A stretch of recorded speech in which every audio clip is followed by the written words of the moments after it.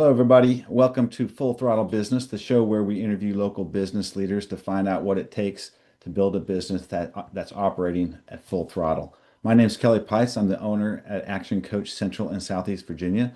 And today I'm here with Top Palmer. He is the owner of Pigman's BBQ, and he's my guest today. Today we're going to be talking about his journey to business ownership, the challenges he's had, best practices, and really get a peek at what it's like to build and operate a business. If this is your first time on the channel, be sure to like and subscribe so you can get notifications when we drop new shows just like this one. So, welcome, Top. I really appreciate you taking some time with us today. Thank you for having me, Kelly. I appreciate it. Yeah, so just tell us a little bit about yourself and your background and a little bit about your business, Pigman's Barbecue. Well, I'm originally from Suffolk, Virginia. It's in the Hampton Roads area.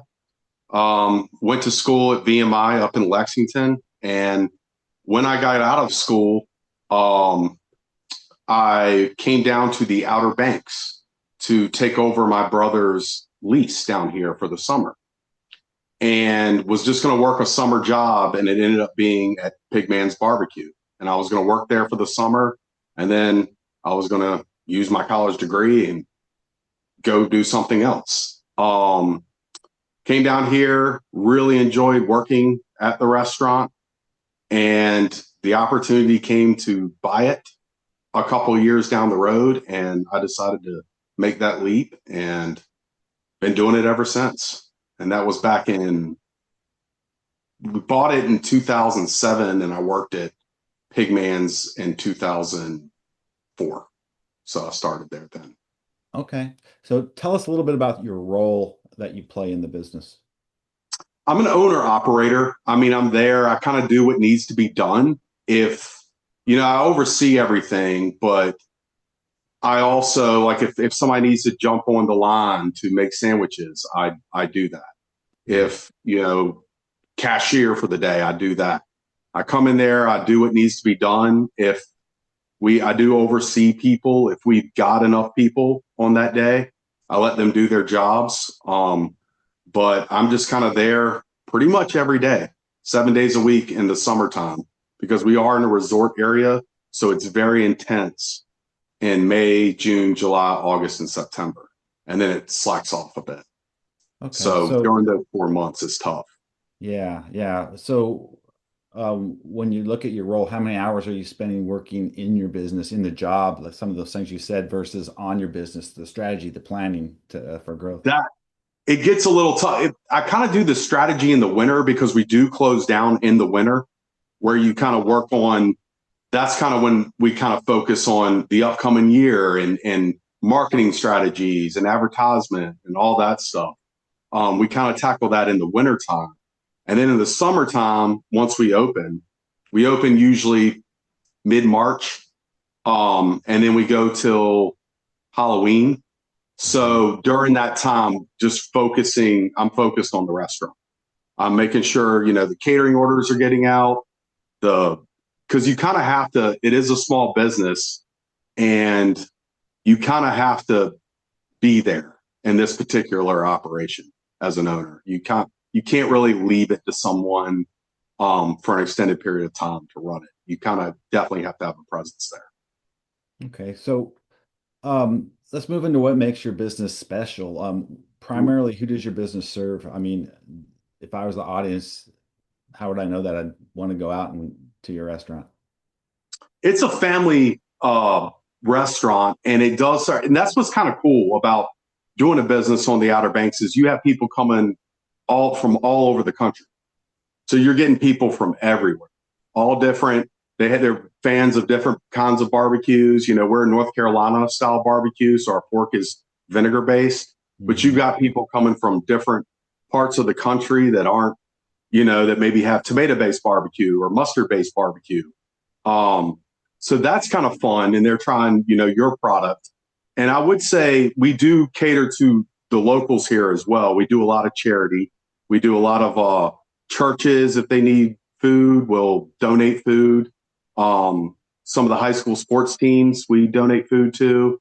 We're always giving away gift cards for charities and stuff that do raffles. And We give away T-shirts, all that stuff. So it is a family joint. When people come in, it's kind of catered and geared towards that kind of crowd, and the kind of crowd we're good food fast is what I like to say. So people are trying to get to the beach when they're here. So we do also try to give them their order in a timely manner, so they're not Yeah. waiting around a long time for it. That kind of answers the next question of what makes your business unique. But I mean, because I'm sure there's a lot of establishments there people can choose from. So why do customers choose your restaurant versus others? I think it's because we were the first. We just finished our 40th year. We're going into our 41st year now, Wow. in business. So we were the first barbecue place in the Outer Banks, and we've just been here a long time. And I think that definitely people choose because the people that have been vacationing here since the 80s, it's a nostalgic thing for them. And I think we do a really good job with our product. The food's very consistent. I remember it's no different today than it was when I was an employee there. So we've been consistent, and it's also got a lot of history on this beach. And I think Yeah. that's the main reasons why people come. Yeah. I mean, consistency is so important in the restaurant business for sure. So, um, Yeah. do you have much competition? And if you do, how do they compare with you? There's a few places there's definitely, as the years have gone on, more barbecue places have popped up. North Carolina is kind of one of the barbecue states. So they some of them I think do okay. It is a big island, so there's none like within. I'd say the closest barbecue spot to us is about 9 miles away. So it's not like it's really close. Hmm. But I think they do okay. I do think we're the best, and I really think that, and we've won some competitions and done all that. But there are other places here, but if the tourism is good, we always get a nice piece of the pie. If Okay. there's a lot of visitors to the beach, we always do pretty well. Yeah. Is there anything that you wish people knew? One thing that you wish people knew about your business that maybe they don't? That we have a lot of people that care, that work there, and that have been there a while. And some people, when they come the next summer, they're like, "Oh yeah, I remember that guy." We have a Yeah. lot of long-term employees, and that's something we're very proud of. And it helps with the consistency too. And they do care, and they take their time with customers, and the customers matter, and I love that about us. We also are pretty good with takeout deals too. A lot of times you can just call in an order, and we can have it ready for you. You can grab it and go. There are a lot of big houses here where there's 30 people in them. Mhm. And, we're perfect for that. If somebody want to come pick up a big order, we can get those ready in a timely manner for sure. Okay. Well, this kind of leads me to the marketing, which is something that's vital to every business. And it's often an area that business owners struggle with. So I'm always curious about what successful businesses are doing. What percentage of your monthly sales typically do you invest back into your marketing budget? We invest, I'd say our marketing budget, I would say for the year, we probably about 10%. We Mhm. do quite a bit with it. Um, we do a lot. We're starting to gear more towards the internet now. It seems like that's where it's going. We got a billboard. We do stuff, radio ads. We do a few TV ads up in the Hampton Roads area. Mhm. We also, of course, social media. That seems to be a big thing now. We're pretty active on that when the season's cranking up. Um, but yeah, and always, of course, working with SEO to make sure when people Google Outer Banks barbecue, you're the first one that pops up, and Mhm. just doing a lot of stuff like that. So, but that is a huge part of it. Even though you've been here a while, you always got to reintroduce yourself to people. So, Yeah, it sounds it like you is got a really, lot of strategies that you're using. What's the number one marketing strategy that's brought you the most business? oh man, that's a good question. I would say, as crazy as this sounds, we give away these lookalike cars to the locals here and also give local discounts. I honestly think that has been the biggest thing, like word of mouth, even because these people they work at grocery stores, they work at the gas stations. When tourists come in and they're like, hey, where's a good spot to get barbecue? They tell them us. And I really do, because I've had people come in and tell me, hey, so and so sent me here. So and so from the hotel said you guys were the spot. So I think that getting into other local businesses and partnering with them, whether we give their staff food, lunch for the day, or some of the lookalike cards for the free sandwiches, I think Mhm. that has actually helped us quite a bit. Yeah, yeah. So the referrals and stuff and growing Yeah, it anyway. Yeah. exactly. So, hey, we spent a bunch of time focused on the business and sharing a few of your best practices. I'd like to take a step back and dive a little bit more into your journey. You talked a little bit about it, but why did you choose to go into business for yourself as, opposed to, like you said, doing whatever you went to college for, and what Yeah. was the transition like for you? It was I just enjoyed coming to Pigman's and working there. I thoroughly enjoyed that job. I was like, man, I wish I could do this for a living. Like I don't, at the time I was not going to be able to live off of what I was making, but I was like, how cool would that be to be able to do this job and pay my bills and be able to buy a house here and do all that stuff. So it was always something like I was going to do something else. I was planning to do something else, but I wasn't excited about anything out there. I Mhm. wasn't like, man, I really want to go out and be a doctor or a lawyer. I was just I was enjoying my summer here, and I enjoyed going to work there every day. And then when the opportunity came kind of out of nowhere to buy it, I bought it with my college roommate, Richard Bruce. We jumped on it and did it. Um, it was like, it wasn't much of a transition because I was a manager. It was, Mhm. the biggest part was all of a sudden now you're doing the business side of it, the admin work. You're making sure, you're paying your food taxes and all this other stuff and ordering correctly, stuff that I didn't really have to do as much when I was a manager. And the buck stopped with you. Before I worked under another owner, so who was also president in the business. Mhm. So they were able to, if there was a major problem, they kind of dealt with it. Well, now this is my, the buck stops with us. So Yeah. Yeah. it that was probably the biggest transition, I think, is becoming, taking it. This isn't a hobby. This isn't a summer job. This is serious, and that was Mhm. probably the biggest transition for me. Yeah. So when you look back on that journey, what's been the most memorable roadblock or hurdle that you were challenged to overcome? I would say it COVID was a challenge. Just the not knowing what, there was different rules in different states and kind of manage when we did open back up. And that's another, but you just, everything closed down and you didn't know what was going to happen. I think we kind of managed that pretty well. And then when we did open back up, you had people coming from different areas where there were different rules, and it was kind of managing that. But that was probably, and I would also say, even more than that was probably just finding good help.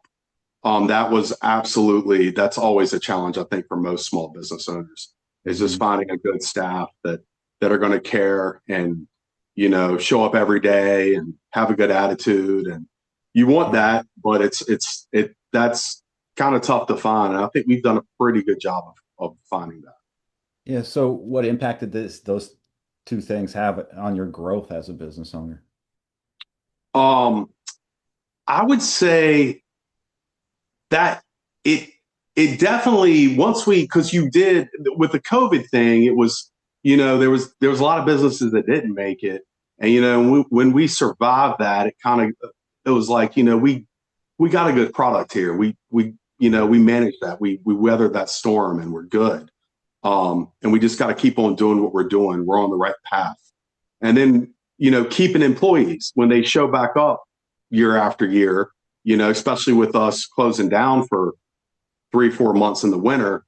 I think that kind of tells you maybe we're doing the right thing there, that these people still want to work with Pigmans, and they feel the same way I did when I was an employee.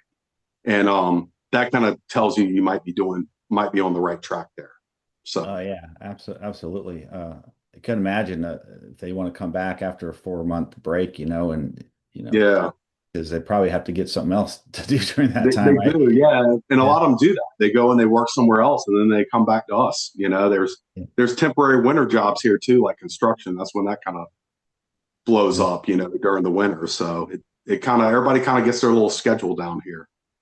Well, let's fast forward and look at what comes next. Where do you see your business in the next 3 to 5 years? I hope there's some things that we'd like to expand on. We'd like to sell more of our bottled sauces, maybe get those in the grocery stores.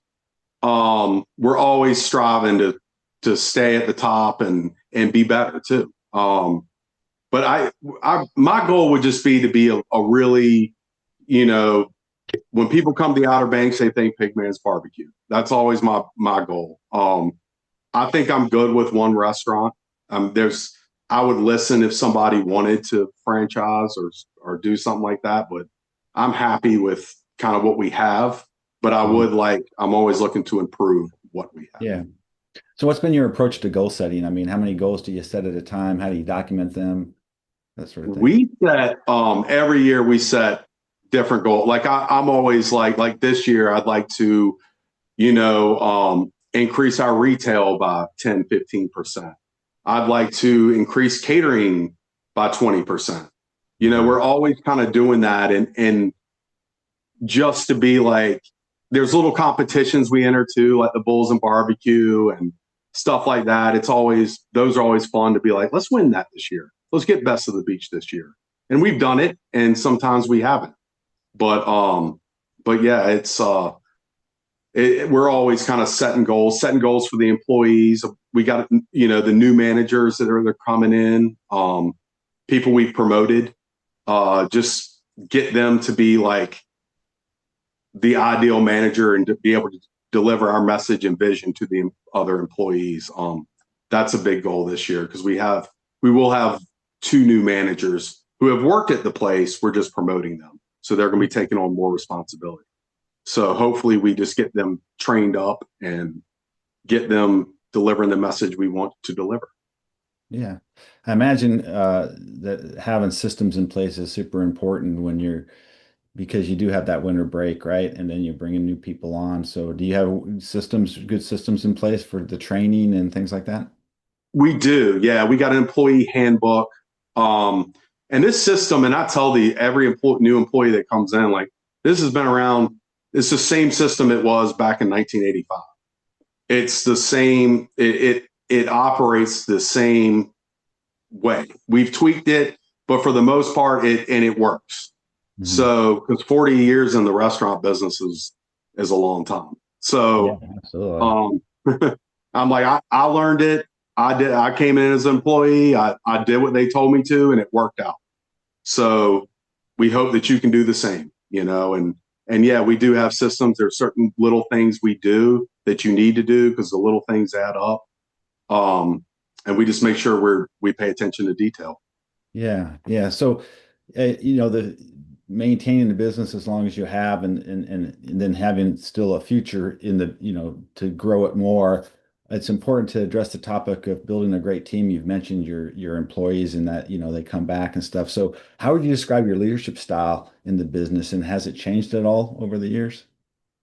It has. I would say I'm not like for me personally, and it's good to have different leaders in there. You want the one that they feel comfortable coming up and talking to, but you also want to have someone that has a presence and that they know they better kind of lock it in when they're around. Mhm. Um, I was definitely more laid back in the beginning. Since time has passed, I've become a little more strict, but I'm still somewhat laid back. I mean, I realize we're preparing food for people. This isn't life or death, but also we need to do our job. These Yeah. people are coming down here. They're coming from everywhere, and they come to vacation the Outer Banks for 1 week out of the year, and they come to Pigman's maybe once a year, and we need to make it special when they come in. And so we Wow. do take that seriously. And I do think if people come in and everybody has a positive attitude and stuff like that, it tends to take care of itself. If you got the right systems in place, you've got the right leaders, it kind of will take care of itself. Yeah. Been your approach to hiring and retaining your team? Hiring, it's a lot of it. Honestly, we would, if we get good people, we'll be like, hey, do you have friends?